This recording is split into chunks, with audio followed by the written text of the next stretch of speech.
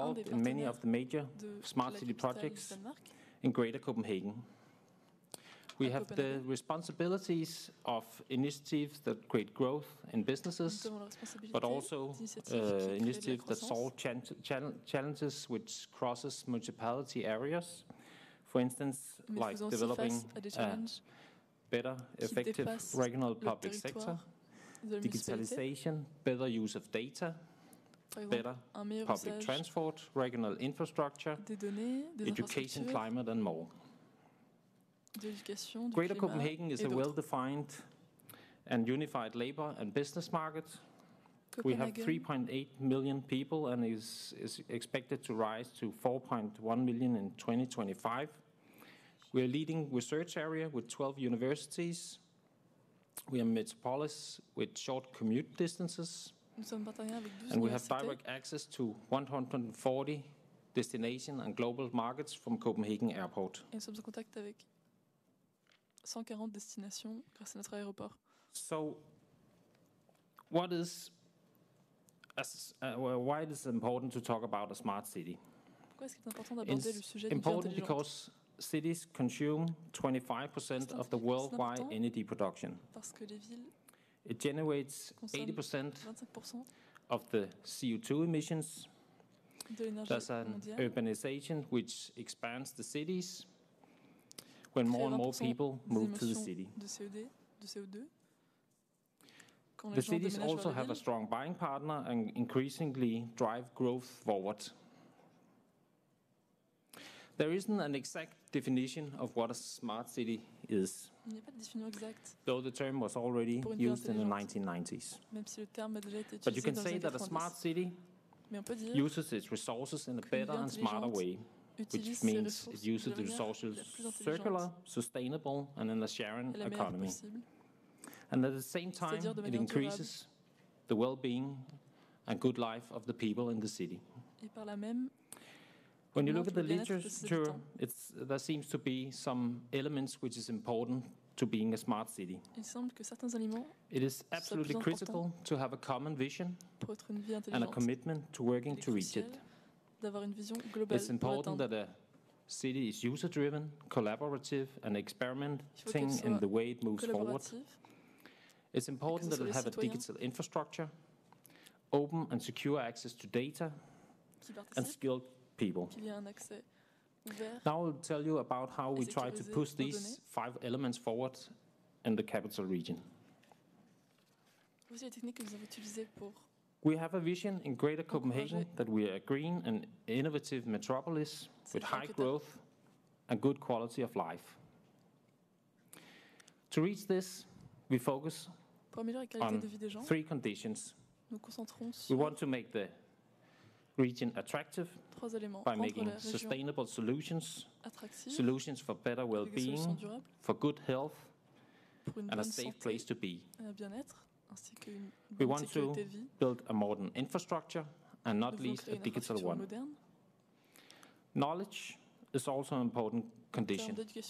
Globally, there's a switch towards a knowledge economy, which means that the physical project is not the important part, but the digital service delivered on top of it. This we are also going to focus on. Then we focus on improving 2 sets of framework conditions. For instance, to make better use of resources. Someone's waste could be others' resources. We try to focus on upskilling the workforce on all levels. And we try to think globally when we develop solutions. We have 4 areas of growth which we focus on. And these areas are the ones where the regions already have some strengths within the business sector. We call them creative growth, health growth, green growth, and smart growth. I will only talk about the smart growth here, which is most relevant and exactly more or less smart city initiatives. Because each of these themes have its own sets of initiatives that we are working on. That brings us on to the second important element in a smart city, collaborating and experimenting way forward.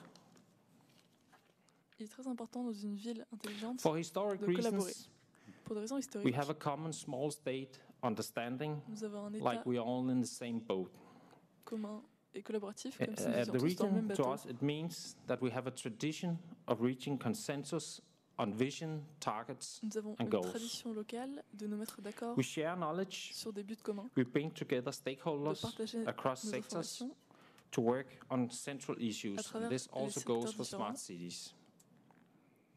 We bring together research institutions, public authorities, and private companies in what we call a triple helix structure. Autant dans le public que le privé. Who takes center of this structure and drives the projects forward?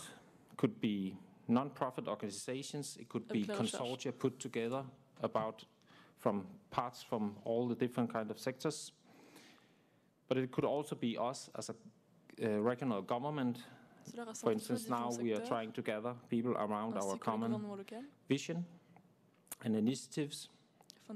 And for instance, the municipality of Copenhagen has established a solution lab, which is a common meeting place among entrepreneurs, knowledge institutions that dealing with smart city and data-driven urban solutions. They work across the sectors in the municipalities to try to break down the barriers between silos. You cannot say something general about this triple helix model of how it works together, because each model will kind of consolidate and have its own way of working. But I can give you an example of our Doll Living Lab, which is based on this triple helix structure. This is a picture of part of the Doll Living Lab. It's a test and demonstration facilities for lighting solutions. And what you see on the map is positions of companies who have their solution being tested at different points at an area in the city. The area is 10 kilometers long and is going to be extended in the years to come. The municipality of Albertslund has made this area available for testing. And it's founded by the Danish Technical University and other partner organizations. The state is also involved in the project, and we are also from the capital region funding the project. The lab also has a control center and a city's visitor center where the solution could be demonstrated. And the solution could also be set up other places in the world, but this has some special facilities where, for instance, municipality can see how different solutions work and if they're going to invest in these solutions. In the beginning, the lab was developed to test smart lighting, which gain energy savings of up to 80%. But last week, the Doll Living Lab opened a new virtual testing lab for virtual 3D setup of lightnings. In all, the Doll Living Lab consists of 3 labs for outdoor, indoor lighting and the effects of lights. The third lab is a quality lab.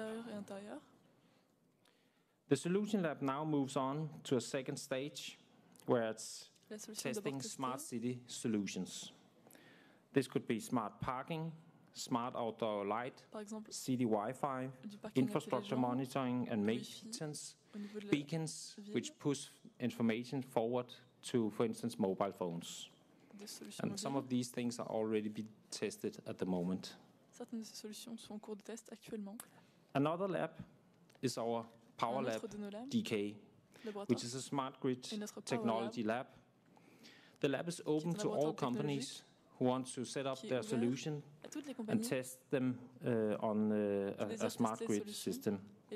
It's a special, huge opportunity for small companies which wouldn't normally be able to afford to have access to facilities like this before going to the market. The lab has an entire setup of the power system of the island Bornholm, which is covered by water, or surrounded by water. And that's equal to 1% of the energy system in Denmark, which makes it representative for the rest of smart grid system in the country. About every second year, a transport ship accidentally has forgotten to raise its anchor, and it rips the sea power cable connecting the island. And the researchers, they will go completely enthusiastic because this is a huge opportunity to test the equipment to the fullest. The lab is also in this triple helix and funded by several both private, public and research institutions. This moves on to the second element, a digital infrastructure. We have a lot of ongoing projects in the country to establish Wi-Fi nets. But in the region, we are now launching a project to connect the Wi-Fi nets. So a visitor landing in Copenhagen Airport will be able to access the Wi-Fi net and have access wherever they go in the region and where they have access to a Wi-Fi net. This is also a huge partnership with a lot of organizations, private companies, and research institutions. We also consider how we could combine this Wi-Fi net with smart city technologies, for instance, Wi-Fi in street lights, which are being tested at the Dole Living Lab, and Wi-Fi in buildings. A fourth element which is important for a smart city is open data.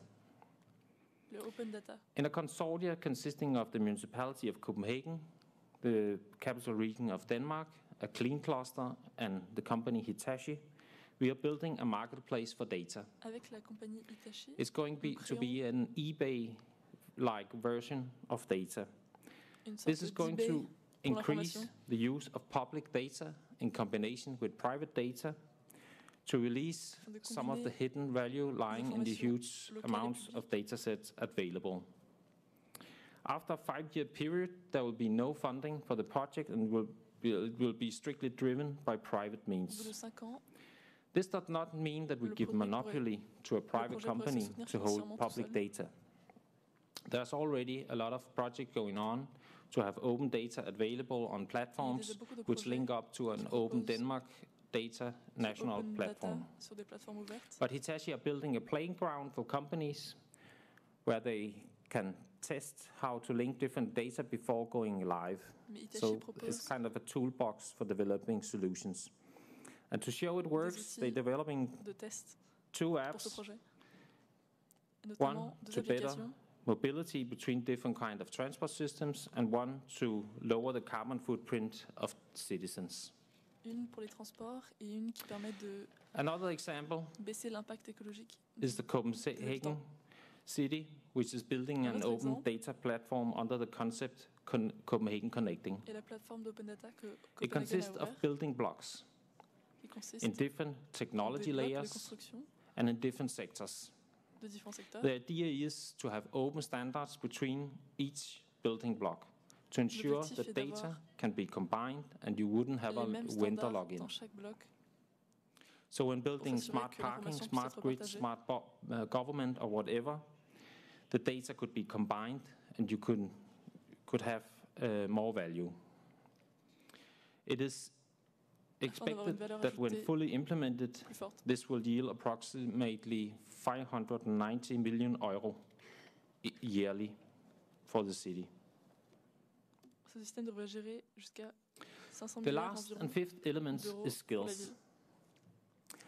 I showed you some of the use cases in Greater Copenhagen, which is only a few. Je vais montrer quelques solutions. We are just moving on to the next and more mature level in smart city development. We are creating a flexible framework where smart city initiatives can flourish. We are establishing a data hub, a secretariat with real people, and web page and a phone number, a single point of entry where municipalities and companies who need help to digitalize, use data, use technologies, can go to the competence center and meet the right ones to help. We also, with this, linking our living labs to have an innovative environment, developing new smart city technologies and methods to better increase the full potential of existing technologies.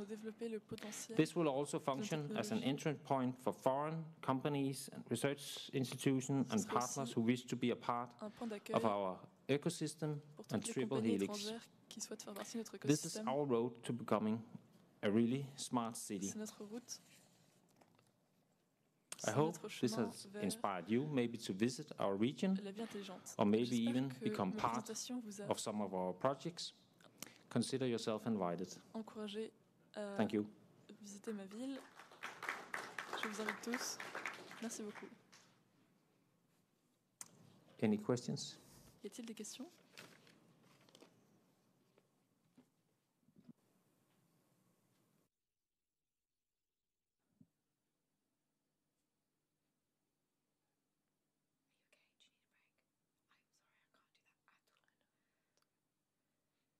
Well, thank you very much. My name is Anne Delto. I'm from the European Commission responsible for smart city policy. And I really appreciate what you said, because I will echo some of the points you made on data and platforms. But my question is, how did you implement that as regards accessing the data held by private operators? What kind of policies did you put in place to get private operators to open their data? That's my question one. And second, you talk about openness of platforms. So do you have a policy and specification for having open and interoperable platforms? Thank you. Yes, thank you for your question. Nationally, we have some projects which have been going on the last couple of years, and we have a program where we have set some public data free, which is some basic data. And we have a whole program for this. We have a digitalization strategy which also try to promote the use of open standards. But then when you come to the municipality level and the ones who really have the data, it's more like the entrepreneurs, and it's not really very structured. I meet with these people and we say, hey, we have these data, we have to set them free, there's a lot of value. So we contact our IT department and they see what they can do, and we actually just then set them free. But of course there are some problems at the moment because it's not just usable if you have some data in a spreadsheet. And that's a lot of the work taking on at the moment, where we try to develop some standards. The government has set off some funding for big data development in partnerships, where we have a lot of science institutions and consortia competing on this funding to over the next couple of years to develop standards and a better way to use public data in combination with private data and link them. And in this project, it's essential that it could be used by companies. More questions? D'autres questions?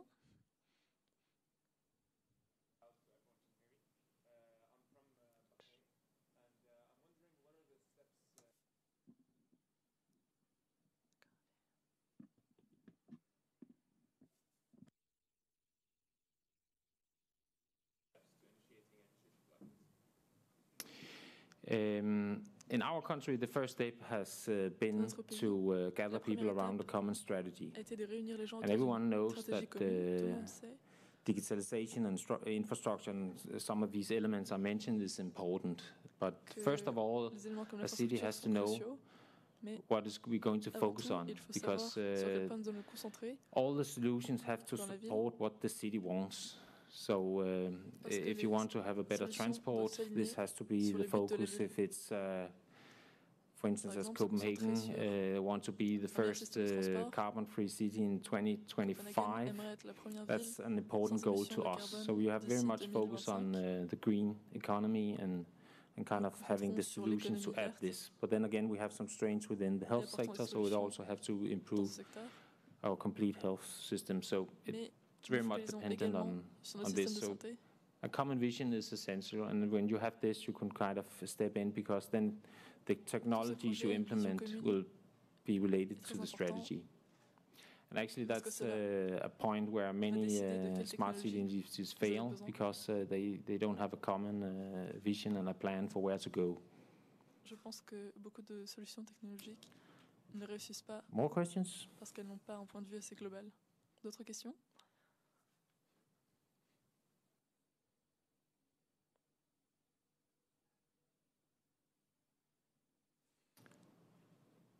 Yeah, but thank you and have a nice day.